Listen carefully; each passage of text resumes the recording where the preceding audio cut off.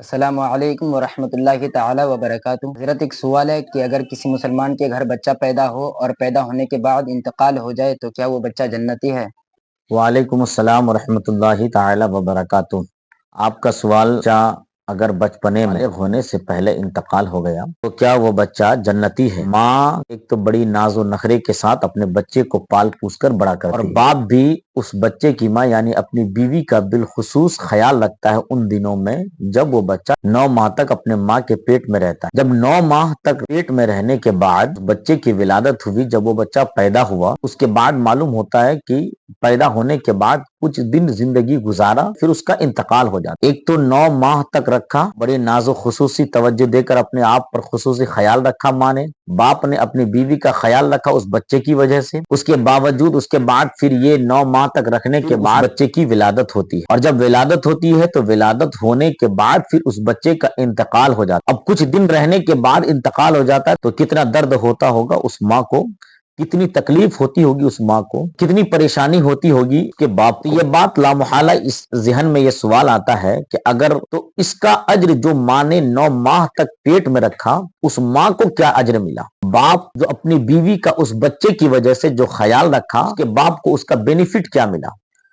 اس کے باپ کو اس کا صلہ کیا ملا؟ لامحالہ یہ سوال آتا ہے۔ بہت اچھی بات ہے۔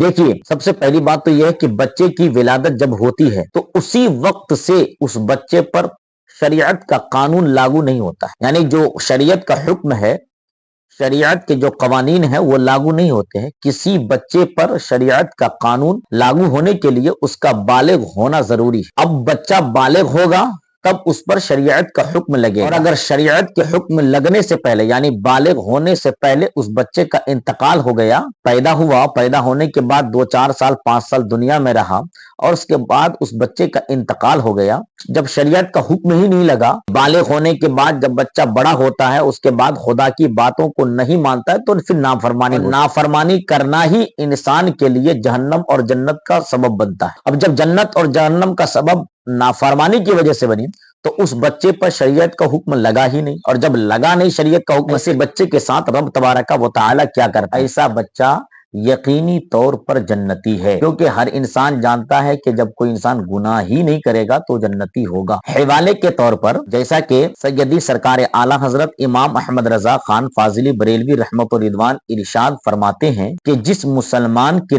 3 بچے نابالغی میں مریں گے، اللہ تعالی اسے جنت میں داخل فرمائے گا، اس رحمت کی برکت سے جو ان بچوں پر فرمائے گا۔ یعنی بچہ جب بالغ ہی نہیں ہوا، وہ بچہ ابھی تک جنتی ہے، کیونکہ اس پر شریعت کا قلم نہیں چلا۔ اس بچے کی وجہ سے اللہ تبارک و تعالی ایسے ماں باپ کو جنت میں داخل فرمائے گا۔ احمد رضا خان فاضلی بریلوی فرماتے ہیں کہ یہ حوالہ امام بخاری، امام مسلم، نسائی شریف، ابن ماجہ نے حضرت انس بن مالک کے حوالے سے اس روایت کو نقل کیا ہے۔ فتاوی رضویہ جلد 26 صفحہ نمبر 100۔ تو فتاوی رضویہ کی اس روایت سے معلوم ہوا کہ اگر بچے کا انتقال اس کے نابالغی میں ہو جاتا ہے تو وہ بچہ یقینی طور پر جنتی ہے، اس میں کوئی شک و شبہ کی گنجائش نہیں ہے۔ اور رہی بات اس کے ماں باپ کی، کہ سرکار اعلیٰ حضرت فرماتے کہ 3 بچہ اگر نابالغی میں انتقال ہو گیا تو وہ ماں باپ جنتی ہے، کیونکہ اس کا جنتی بیٹا انتقال ہوا تو کل میدان محشر میں انشاءاللہ اس بچے کی وجہ سے جنت میں جائے۔ لیکن ماں باپ کو چاہیے نابالغی میں بچے کا انتقال ہو جائے صبر کریں، کیونکہ صبر سے اللہ تبارک و تعالی اجر دیتا ہے۔